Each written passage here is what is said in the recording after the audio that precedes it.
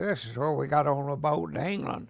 James Dizelle arrived on the coastline of Normandy on D-Day +2 of 1944. We had to climb down a rope ladder down the side to a landing barge. We were supposed to walk down on land, but when we went out, we was in water under our arms. Dizelle's unit didn't face the heavy resistance of the first 2 days of invasion, but only a few miles down the road, the combat started. It wasn't long till there was a bunch of little planes come around dropping personnel bombs.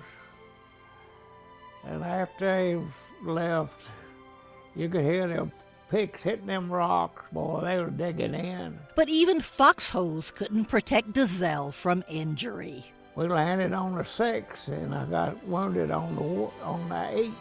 Ironically, it was wounds on Friday the 13th that sent Dizelle back to England for treatment.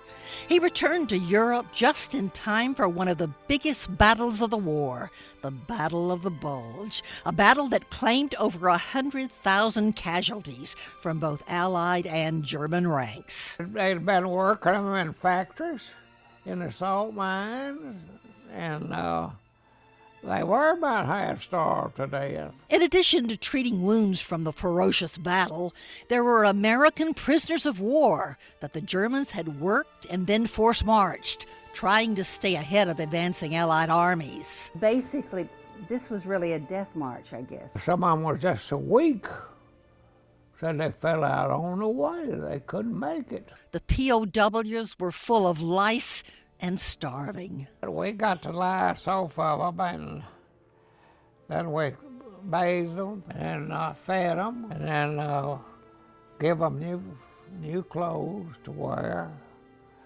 And then the doctors checked them, and then we sent them on back to hospitals. Although Dizelle was constantly on the front lines of battle, he says his only other close call came on the banks of the Rhine River in Germany. I started to the aid station, and I heard this 88 shell coming in.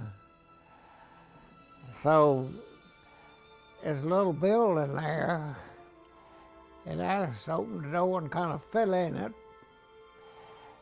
and that shell hit right on the corner of that building.